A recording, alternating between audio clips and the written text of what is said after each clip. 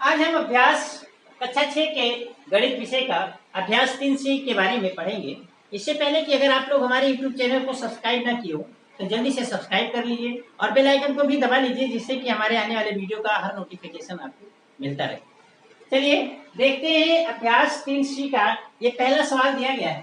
पहले सवाल में देखिए एक चित्र दिया गया है और इस चित्र में कुछ संख्याएं भरी गई हैं। 9 है, 12 है, 18 है, 30 है और एक खाना ये देखिए खाली है और अंत में दिया गया है 102। अब इस जो खाली खाना है, खाली बॉक्स है, इसमें आपको कोई अंक भरना है।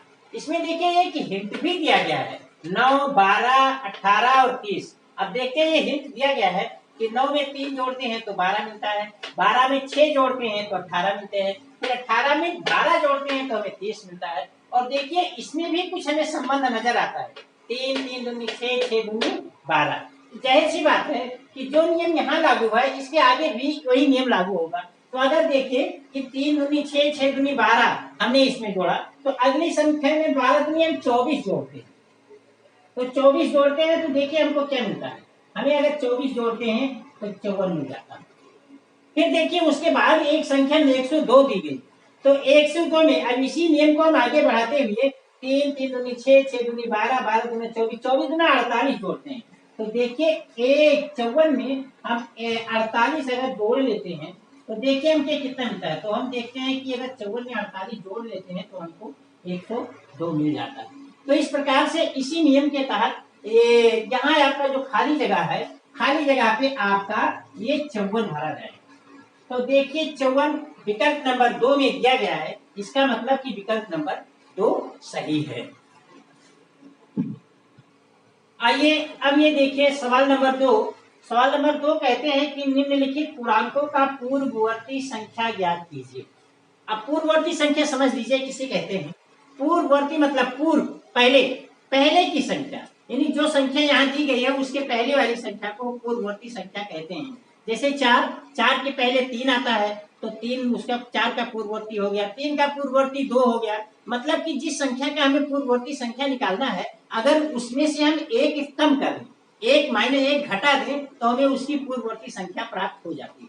तो आइए अब देखिए सवाल नंबर दिया गया है दूसरे का, ये फर्स्ट पार्ट 6 का पूर्ववर्ती। अब 6 का पूर्ववर्ती मतलब 6 में से 1 घटा देते हैं, 6 माइनस 1 बराबर 5। फिर कहते हैं सेकंड पार्ट ऋण 4, ऋण 4 का पूर्ववर्ती, ऋण 4 का पूर्ववर्ती बराबर ऋण 4 ऋण 1, मतलब ऋण 1 घटा देते हैं तो हमें ऋण 5 प्राप्त हो जाता है। थर्ड कहते हैं ऋण 19 का पूर्ववर्ती। अब ऋण 19 का पूर्ववर्ती तो ऋण 19 में से हम 1 घटा देते हैं तो ऋण 19 ऋण 1 बराबर ऋण 20। और फोर्थ कहते हैं कि ऋण 996 का पूर्ववर्ती, तो ऋण 996 में से हम 1 घटा देते हैं तो 996 में से 1 घटा देते हैं तो हमें कितना मिल जाता है, ऋण 997 मिल जाता है।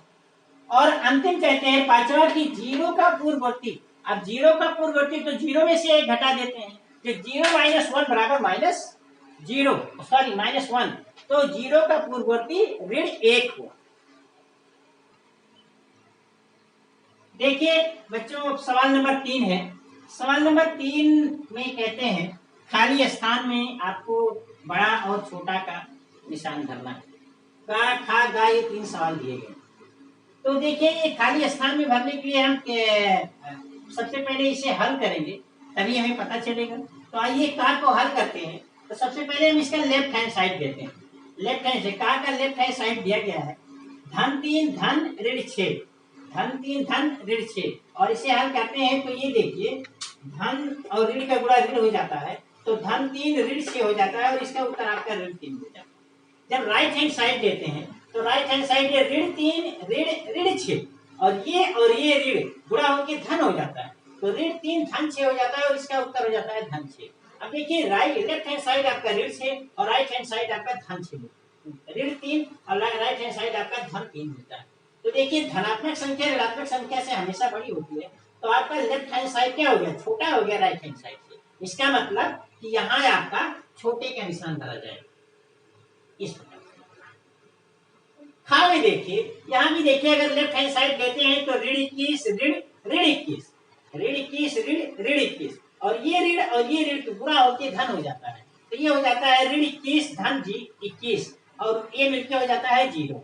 जब राइट हैंड साइड को हम हल करते हैं तो राइट हैंड साइड दिया गया है ऋण 21 धन ऋण 21, ऋण 21 धन ऋण 21, और ये धन और ऋण गुणा होकर ऋण हो जाता है, तो ऋण 21 और ऋण 21 मिलकर ऋण 42 हो जाता है। अब देखिए कि चूंकि 0 और ऋण 42 में 0 बड़ा, तो 0 बड़ा है, इसका मतलब कि लेफ्ट हैंड साइड आपका बड़ा हो गया और राइट हैंड साइड आपका छोटा हो गया। तो दूसरे वाले में आपका ये वाला निशान रहेगा, बड़ा का निशान।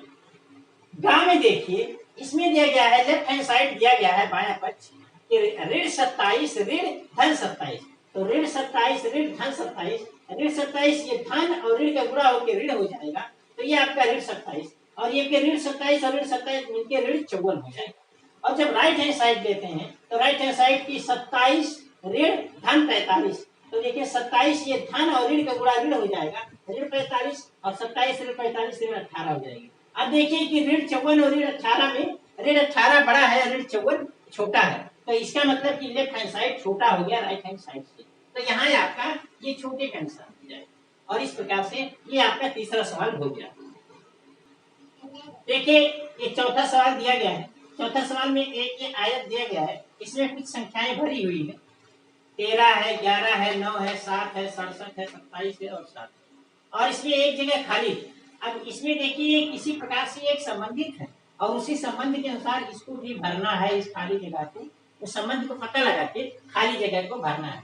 तो आइए देखते हैं, इसमें गौर करते हैं कि 13 में से अगर 2 घटा देते हैं तो हमें 11 मिल जाता है, 11 में से 2 घटा देते हैं तो हमें 9 मिल जाता है, और 9 में से अगर 2 घटा देते हैं तो हमें 7 मिल जाता है। तो इस प्रकार से हम नीचे वाले में भी कुछ इस तरह से संबंध खोजते हैं। तो देखिए 20 है, 67 और 67 में से के बाद खाली जगह है, खाली जगह के बाद 27 के बाद 7। हम देखते हैं कि 27 में से अगर 20 घटा देते हैं तो हमें 7 प्राप्त हो जाता है। क्या देखिए कि इसमें भी ऐसा करने पे कुछ हमें संबंध मिलता है। तो अगर हम 67 में से 20 घटाते हैं तो देखिए हमें 47 मिलता है। कितना मिल जाता है? 47। अब 47 में से 20 घटाने पर अगर हमें इतना 27 मिल जाए, इसका मतलब कि यही संबंध इसमें है। तो हम पाते हैं कि अगर 47 में से भी हम 20 घटा दें तो हमें 27 प्राप्त हो जाता है। इसका मतलब कि प्रत्येक संख्या में इधर से 20 घटाते गए और हमें अगली संख्या मिलती गई। तो इस प्रकार से यहाँ देखिए खाली जगह में आपका 47 हो जाएगा, और 47 विकल्प नंबर चूंकि 3 में है इसलिए विकल्प नंबर 3 इसका सही है। देखिए ये सवाल नंबर 5 में कहते हैं कि निम्नलिखित पूर्णांकों का उत्तरवर्ती संख्या ज्ञात करो। अब उत्तरवर्ती संख्या मतलब बाद की संख्या, पूर्ववर्ती संख्या मतलब पहले की संख्या, मतलब उस संख्या में से 1 घटा देते हैं तो हमें वो संख्या प्राप्त हो जाती है। उत्तरवर्ती संख्या मतलब बाद की संख्या, अगर किसी संख्या में हम 1 जोड़ दें तो वो उत्तरवर्ती संख्या हमें प्राप्त हो जाती है। मतलब कि जैसे 10 है, 10 के बाद वाली संख्या 11 इसकी उत्तरवर्ती हो गई। अब देखिए इसमें दिया गया है 7 का उत्तरवर्ती, तो 7 का उत्तरवर्ती बराबर 7 धन 1 बराबर 8। दूसरा दिया गया है ऋण 5 का उत्तरवर्ती, अब ऋण 5 का उत्तरवर्ती ऋण 5 धन 1 बराबर ऋण 4। तीसरा दिया गया है ऋण 20 का उत्तरवर्ती, ऋण 20 का उत्तरवर्ती बराबर ऋण 20 धन 1 बराबर ऋण 19। और चौथा दिया गया है ऋण 997 का उत्तरवर्ती, ऋण 997 का उत्तरवर्ती बराबर ऋण 997 धन 1 बराबर ऋण 996। और इसी प्रकार से अंतिम दिया गया है 5वां 0 का उत्तरवर्ती, तो 0 का उत्तरवर्ती 0 में हम 1 जोड़ देते हैं तो हमें 1 मिल जाता है, और 0 का उत्तरवर्ती संख्या 1 हो जाता है। देखिए सवाल नंबर 6 कहते हैं कि किसी स्थान पर 12 बजे दोपहर को तापमान 0 डिग्री से 19 डिग्री सेल्सियस अधिक था तथा अर्धरात्रि को तापमान 0 डिग्री सेल्सियस से 2 डिग्री सेल्सियस कम हो गया, तापमान में परिवर्तन ज्ञात कीजिए। तो देखिए सबसे पहले हम इसे पूर्णांक के रूप में लिखेंगे, गणित की भाषा में इसे लिखेंगे। तो देखिए 12 बजे दोपहर का तापमान 0 से 19 डिग्री अधिक था, मतलब कि धन 19 degree Celsius plus 19 degree Celsius. फिर अर्धरात्रि को तापमान 0 से 2 डिग्री सेल्सियस कम था, मतलब कि ऋण 2 डिग्री सेल्सियस, यानी वो था दोपहर को 0 से 19 डिग्री ऊपर था और लेकिन रात्र को 0 से 2 डिग्री नीचे आ गया, यानी ऋण 2 डिग्री सेल्सियस। अब तापमान में परिवर्तन क्या हो जाएगा?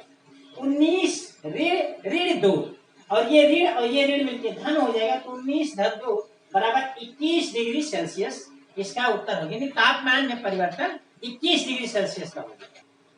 देखिए ये सवाल नंबर 7 कहते हैं कि प्लेटो का जन्म 429 ईसा पूर्व में हुआ तथा 348 ईसा पूर्व में दिवंगत हुए, वे कितने वर्ष तक जीवित रहे? तो देखिए ईस्वी मतलब 429 ईसा पूर्व मतलब ईस्वी शुरू होने से पहले 429 वर्ष पहले पैदा हुए और 348 वर्ष पहले वो मतलब दिवंगत हुए। तो इसको हम अगर इसमें पूर्णांक के रूप में लिखें तो देखिए जन्म से 429 ईसा पूर्व मतलब ऋण 429 वर्ष, मृत 348 ईसा पूर्व बराबर ऋण 348 वर्ष।